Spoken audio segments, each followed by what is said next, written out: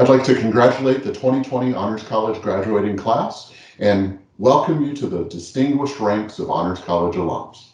Dear class of 2020, congratulations on completing your college education. That is no small feat. Be proud of your accomplishments and now take them and do something great. Congratulations. Congratulations, honors seniors. I've enjoyed working with so many of you, and I wish you all good things and great, rich experiences as you go on your new life's journey. Congratulations. Graduating seniors, in honor of your great achievement, I'd like to share with you one of my favorite lines of poetry by this guy, W.B. Yeats. He wrote, "Truth flourishes where the student's lamp has shone." Your lamps have shone on great books and grand challenges. Your minds have flourished and will continue to flourish, as will your careers and your lives. To the graduates, I say, congratulations, and remember, always show your units the way I do. Hello, this is Helen Vallier, and I just want to say a great big congratulations to all of you graduating seniors. We're just so proud of you, and I know from my own teaching this semester, just so grateful to you all, especially after spring break. We could not have possibly delivered our course content without your patience and your ingenuity and that great Honors College stick-at-itness. So many, many congratulations to all of you. A special congratulations, of course, to those of you who are graduating with your MedSoc minor. And for those of you about to launch into a career in the health professions, we need you now more than ever. And I'm very excited that you will be our future leaders. So again, congratulations. Many, many congratulations to you and your families. Congratulations, class of 2020. We celebrate your courage and your fortitude that contributed to your graduation. Keep going, onward, go Cougs. Hey guys, this is Professor Terry Hallmark. Congratulations, you made it, you graduated. I just want to tell you guys how much fun it's been to teach you over the last 4 years. The students in my energy and sustainability capstone course, the freshmen that I saw in human situation 4 years ago. Wow, can you believe how time flies? And then of course, my political science students in phronesis and political theory. Way to go, you guys. Congratulations. Good luck in the future, and go Cougs. We may have met at an Honors College open house, or maybe you were an academic student. But one thing that I know for sure is this: we are forever connected to you, always ready and willing to encourage and support you as you move out into the world. We are so proud of you. Congratulations. I can't wait to hear what happens next. Congratulations, class of 2020. Like others before you, you are the beneficiaries of a civilization that is over 2,000 years old. So avoid deception, be humble, and don't screw it up. On behalf of the Department of Biology and Biochemistry, I offer my congratulations to the Honors College class of 2020. You've been through a lot these past few years between Harvey and the pandemic, but the strength and resilience that's gotten you this far are going to be your superpowers for your next big adventure. But tonight, celebrate and savor your accomplishments. Congratulations. Your path here at the Honors College has been marked by many successes, but your road in life is just beginning. The Office of Global Engagement and Special Programs can't wait to see where your journey takes you. Congratulations, class of 2020. Congratulations, class of 2020. I wish that we could all be together to celebrate this achievement. I'm very proud of you, and I will miss seeing many of you on campus, but I'm looking forward to hearing about your even greater accomplishments that lie ahead. So I hope that you'll enjoy this moment with your family. You certainly deserve it. Hello, I'm Stuart Long, Associate Dean for Undergraduate Research in the Honors College. Congratulations to our 2020 Honors College graduates, especially to those of you who are involved in our undergraduate research programs. I'm looking forward to seeing you at our virtual celebration and again when we can have our more usual banquet. Congratulations. Today is your day. You're off to great places. You're off and away. Oh, the places you'll go.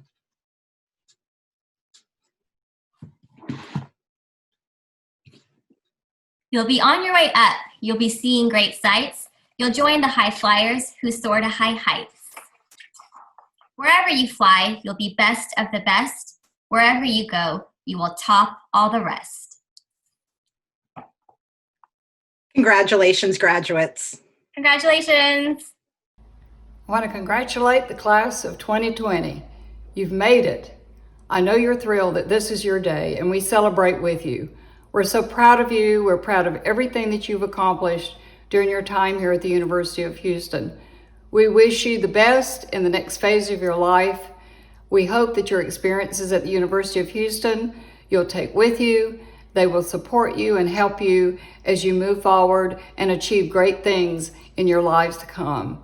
Thank you so much for being a part of our university, and go Cougs! Good afternoon. Happy Mother's Day and welcome to the Zoom celebration of 2020 Honors College graduates. In the midst of our celebration on this glorious day, this special, joyful day, I'm sure that none of us can forget the circumstances that make this remote format necessary. This is the first, and may I say, I hope the last, Zoom celebration in lieu of an Honors College graduation banquet. The banquet has been postponed until December the 16th at the Omni Hotel, and we do hope to see you there.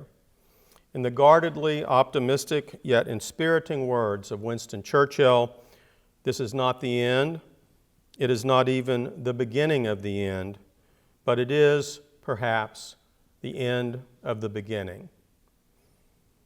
You've seen the program for this afternoon and pictures representing just a few of the thousands of memorable moments that we have had together.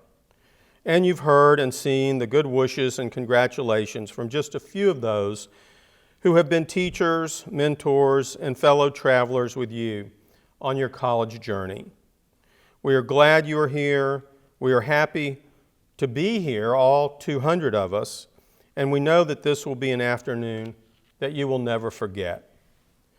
Our first speaker this afternoon is one of your number, a graduating senior named Mikael Floyd.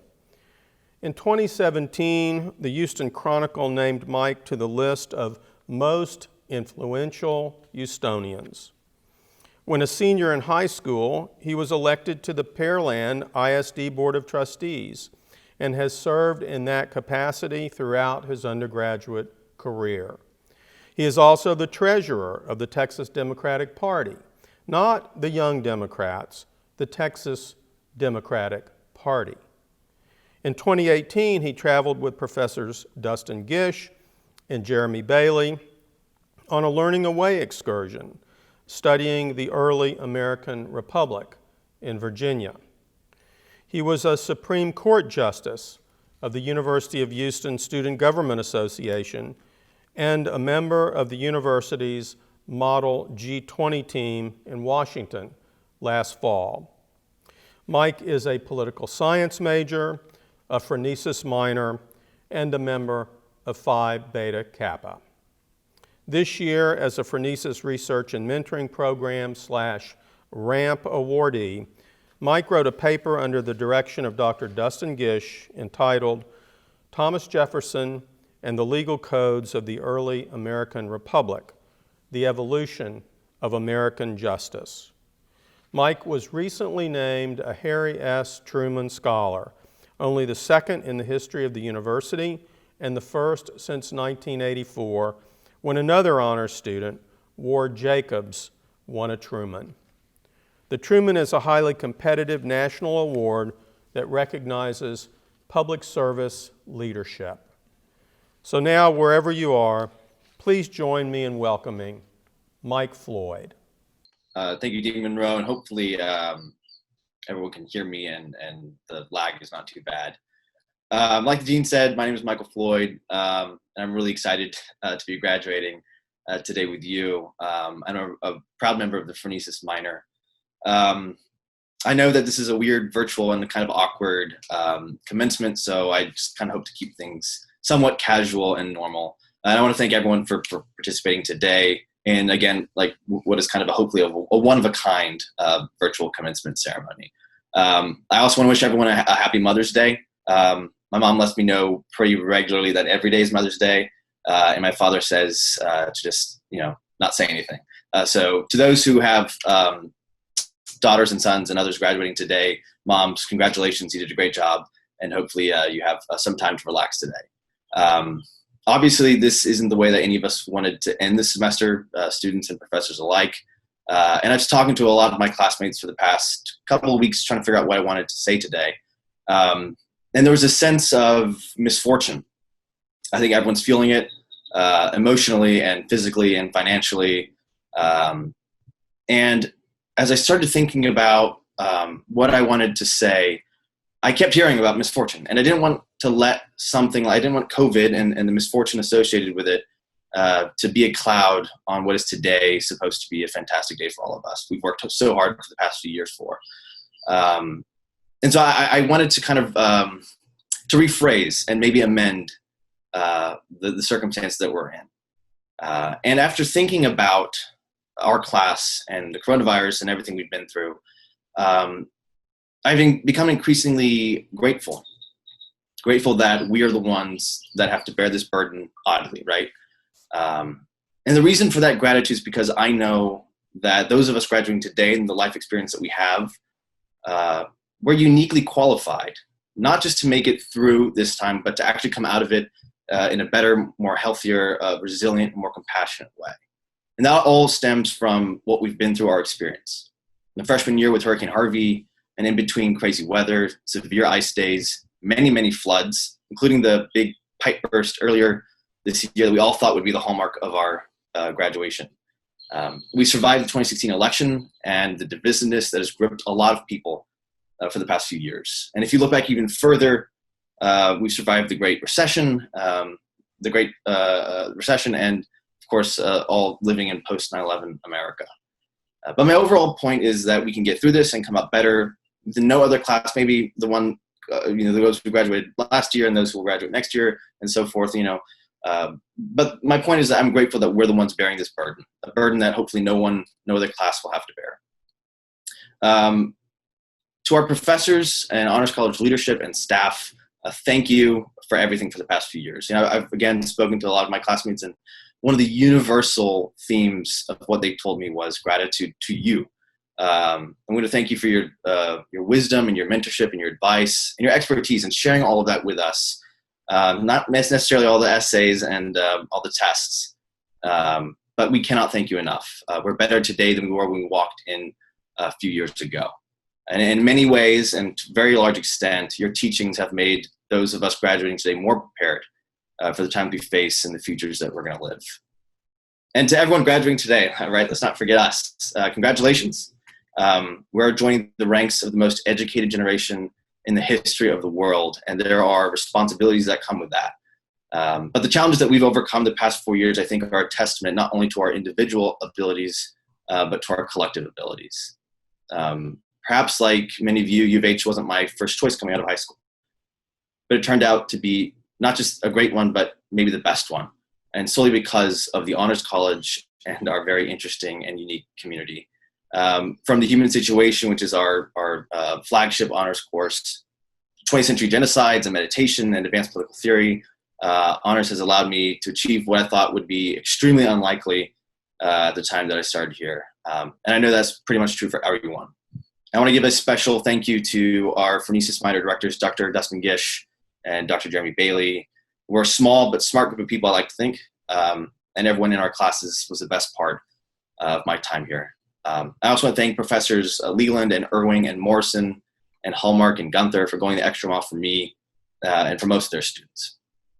But I think perhaps the most important lesson that I learned so far that is applicable to what we're going through, and hope that is a lesson that can be absorbed into everyone listening today, is that we all have capacities to be leaders, not to wait around for a position or title, but to exercise our abilities in our communities, just simply reach out and lift others up. And I think that's what's so inspiring about what we're unfortunately going through. If you just turn on the news, you see people doing incredible things for each other. And some who aren't, but most who are. And if you're not inspired by that spirit of communitarianism and commonwealth and a recognition of the other at this moment, I just need to open your eyes a little bit, right? And if we can capture that and bottle it up and use it elsewhere, right, in the rest of our lives, I think the sky's the limit. But that's only if we do a couple things. I don't think that any of us should allow people to divide us up or mislead us or turn us against each other so they can succeed. I don't think we should allow public leaders or private leaders to manipulate and discriminate against other people. We are literally graduating from one of the most diverse campuses in the heart of the most diverse city in the country, and we have to demand and expect better. And so my one ask of you, not just today, but going forth, is to register to vote and make sure you actually act on that. Cast a ballot in the November elections. The stakes are too high for us to sit this one out. Get involved and give back if you can. Really quickly, as I'm wrapping up, I think it's like an honors tradition almost to share a quote, a favorite quote. And I was thinking of citing Jefferson or Thucydides, but I was reading a book, and this is going to make me look kind of weird, but my favorite quote is from Star Wars. I'm a big Star Wars fan, and in fact, I was reading the novelization of a Star Wars, which is even dorkier, but more, I think, in line with the Honors College. But the quote is this. The quote is, quote, "In your life, you're born one thing and die another. You don't have to accept that what you're given when you come in is all you'll have when you leave." And I can't think of a better quote that embodies honors. We come here often as the underdogs, discredited and discounted for a long time. And yet, time and again, honors has proven everyone wrong by just excelling in ways that no one thought was possible. We've had many opportunities and adventures that we otherwise wouldn't have had because of our time here. And I'm really happy and thankful I chose to be part of this community. If I could go back to freshman year, I think I would do it all the same. Thank you for allowing me to share a few words with you today. Thank you, Dean Monroe. Good luck, everybody. Do well and stay healthy. Thank you, Mike. We are so proud of you, as we are proud of each and every graduate of the 2020 class. We look for great things from all of you. Mike, you and your fellow Cougars will change the world. Thank you. Now it is my pleasure to introduce my friend and colleague for over 30 years, founding Dean Ted Estess. Ted will be presenting the title graduation talk from his Be Well collection. When Ted invited me to write a prologue for his book, I described him, borrowing a phrase from Quintilian, as a good man skilled in speaking. And certainly it is a blessing to find along life's way a companion who is both eloquent and good. That has been the privilege of those of us whose paths have led us to Ted Estess and the Honors College. This spring, a Mission and Vision Task Force has been working to develop statements that explain and evoke the purpose and meaning of honors education at the University of Houston. What is the Honors College? Perhaps at some point you graduates have already been asked this question. The best answers to the what is honors question can actually be found in Dr. Estess's reflections. His Be Well collection evokes the arete, the excellence, the virtues that we believe in and seek to emulate. Now, a short Honors College history lesson. Toward the end of the 20th century, about the time many of you all were born, Dr. Estess and I were doing a lot of team teaching together. Sometimes a human situation discussion section, sometimes an upper division English class, usually on the third floor of Oberholzer Hall, the center of the quadrangle where the honors residence halls were located for over 30 years. If you're interested, take a look at UH Quad Friends and Memories or UH Quadrangle Alumni Group on Facebook. Some fascinating photos from the 80s and 90s, especially if you are into the history of fashion and hairstyles. But I digress. After those classes that Dr. Estess and I taught at noon on Mondays, Wednesdays, and Fridays, we would often go downstairs and eat lunch in the OB cafeteria with the honors students. One fall semester over lunch, a freshman at my table asked if he could ask me a personal question. Sure, I said. He said, okay, well, aren't you kind of old to be Dean Estess's teaching assistant? Well, if I had been quicker and more clever, I would have said, young man, don't you realize that we are all Dr. Estess's teaching assistants? As indeed we are, still providing assistance in the realization of the dream begun over 40 years ago and still going strong today. Again, wherever you are, please show your appreciation for founding Dean Ted Estess. Thank you very much, Dr. Monroe. I appreciate your generous words and appreciate your friendship and support. But while I have this opportunity, I want, on behalf of many people, to express gratitude to you for the leadership you give to the Honors College. We all are grateful not only for you individually, but for the amazing team of staff and faculty that you have assembled to serve our students. To each member of the honors team, thank you very, very much. Some years ago, I attended a ceremony at which graduates of the University of Houston were being honored, just as we are honoring students this afternoon. On that occasion, the speaker began by saying that he, unlike other speakers on such occasions, would not be speaking in cliches.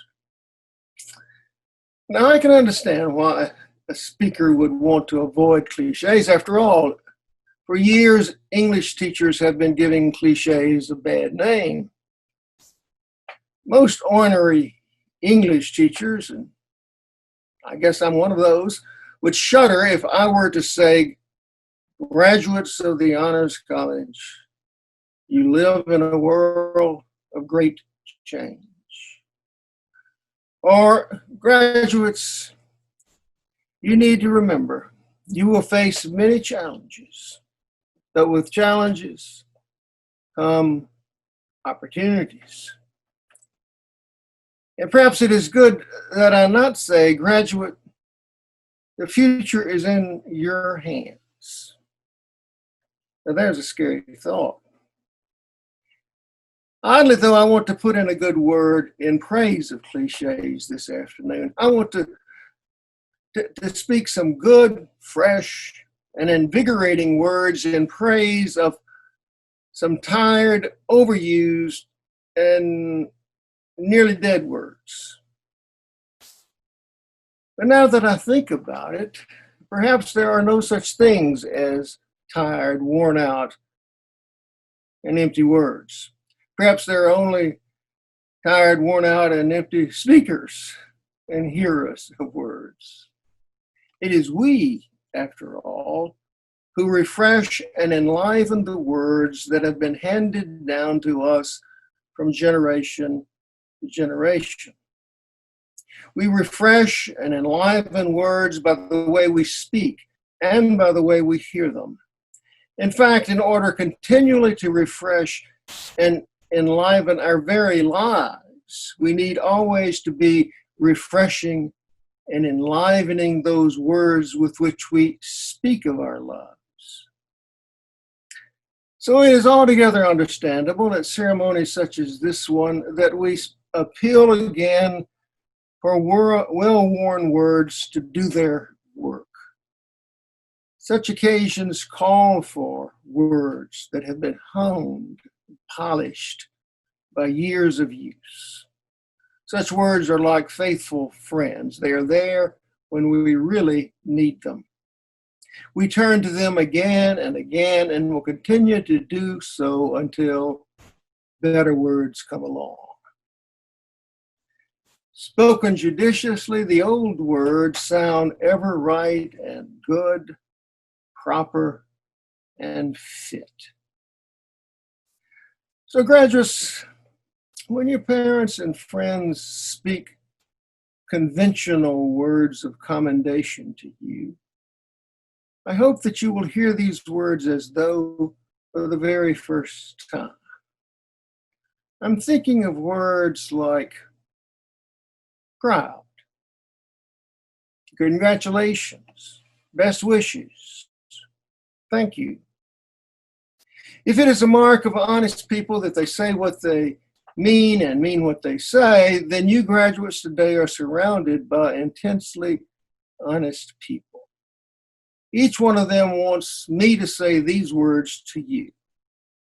Graduates of the Honors College and of the University of Houston, we take great pleasure in your accomplishments. We hold you in our hearts with respect, honor, and affection.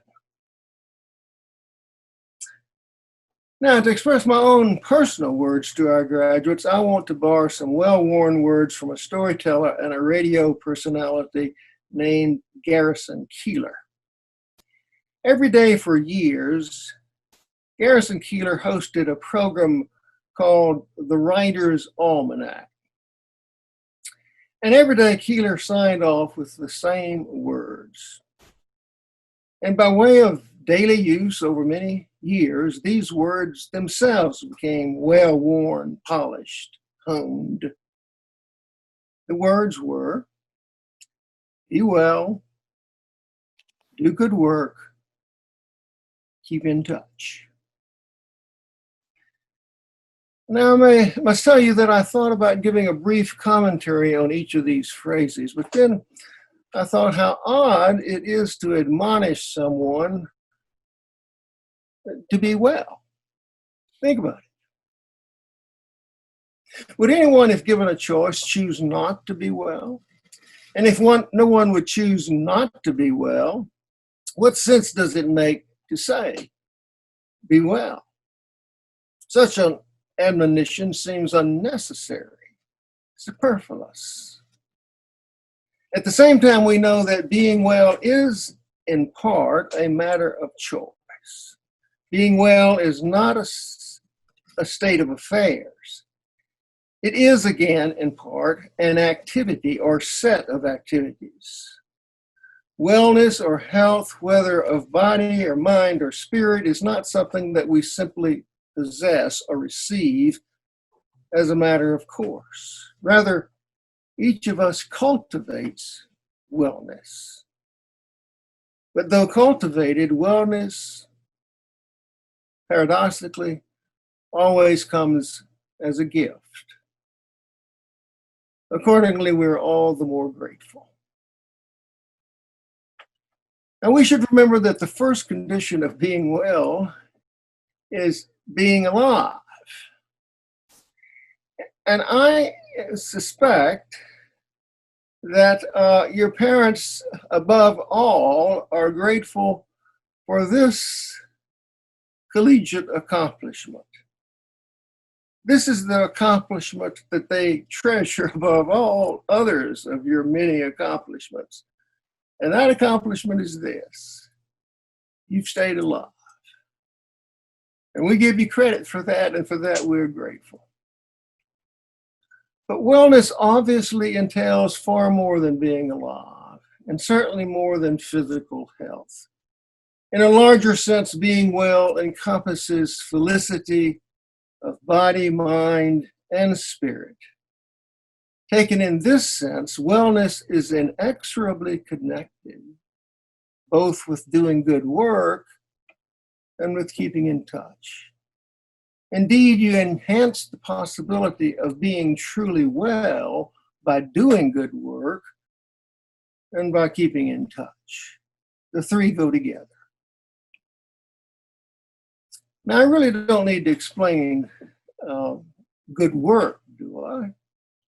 This cliche doesn't need explanation. In fact, well-worn words don't need explanation.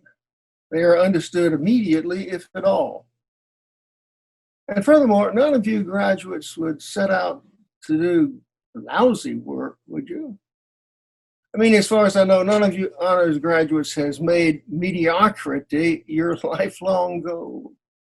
If you have successfully fooled all the people all the time.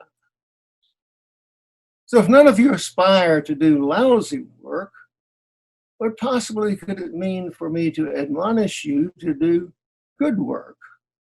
It would be saying something like, do good breathing. Or would it? Upon reflection, maybe these words are not at all exhorting us to do good or high quality work.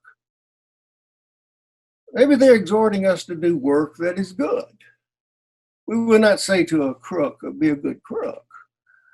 No, we would suggest that the crook finds some work that is good, morally or ethically speaking, and then do it well.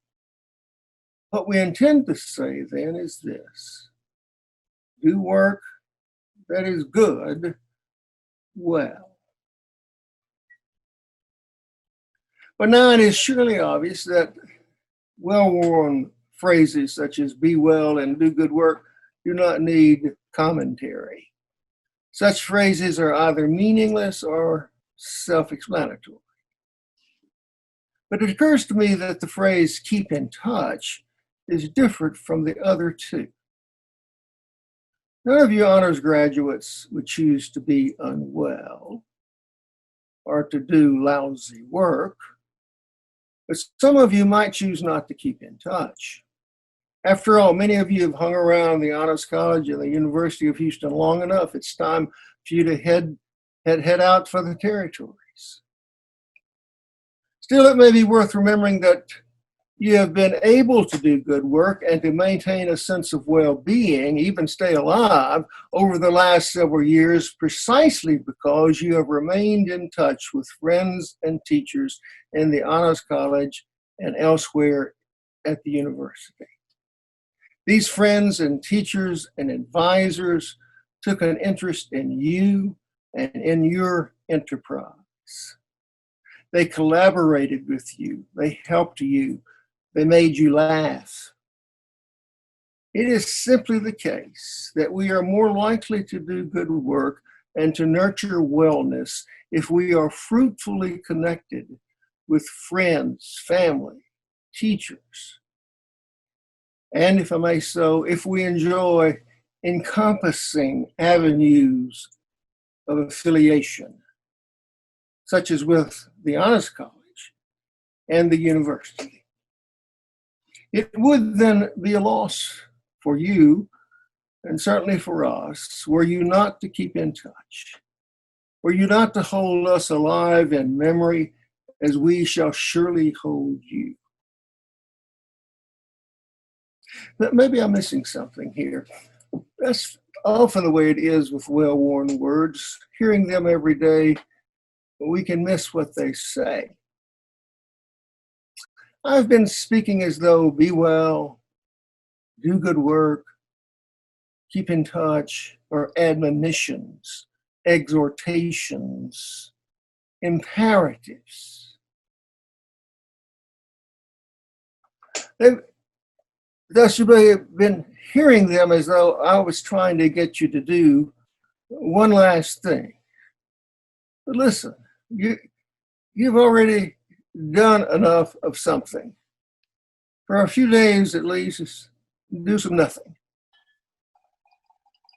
But maybe these words are not asking any of us to do anything at all. But if they're not asking us to do anything, how are we to understand them? I suggest this. Taken together, these well-worn words constitute a kind of prayer. Well-worn words often work that way. They express the heart's deepest yearning, the spirit's most compelling desire. And that is what prayer does. Prayer, in whatever language or tradition, is a heartfelt way of saying, may it be so. May this state of affairs obtain. Let these things be. So graduates, on behalf of your family, your teachers, advisors, and friends, I come finally to voice a prayer for you and for each of us. Be well, do good work, keep in touch. Thank you, Ted. Yours are words that have worked their way into our collective psyche, into the soul of the Honors College. Graduates, those of you who would like an autographed copy of Dr. Estess's collection of reflections on graduating from college, please write to us and let us know, and we will get you one. Preferably write to Dr. Estess himself. I know that he would love to hear from you. The penultimate part of our formal program this afternoon is a benediction. Now, to many of us, benediction sounds somewhat ecclesiastical, like something one might hear in church. But in fact, a benediction is simply a good word to celebrate our congregation, virtual though it is, this afternoon. So by way of benediction, I'd like to tell you a story about one of my favorite writers and share an invocation that was a favorite of hers. Some of you know about my fascination with Flannery O'Connor. And indeed, Team Alpha ended the 2020 spring semester with some stories from her 1955 collection, A Good Man is Hard to Find.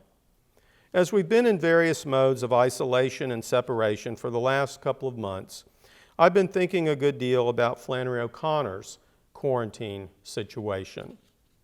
You see, illness forced Flannery O'Connor to move home, back to the small town of Milledgeville, Georgia, in fact, to an isolated farm off a private road 4 to 5 miles north of Milledgeville.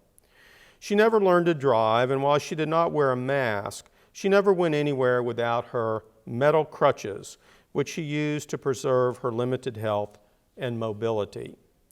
Because for years she was obliged to take hydrocortisone, a strong anti-inflammatory medication similar to prednisone, she was extremely vulnerable to infection. Like us during this pandemic, to the extent that she was a recluse, it was not by choice, but by necessity. Without Zoom or Teams, and with the cost of a long-distance call prohibitively expensive, Flannery turned to writing letters to friends across the country. And boy, could she write a letter.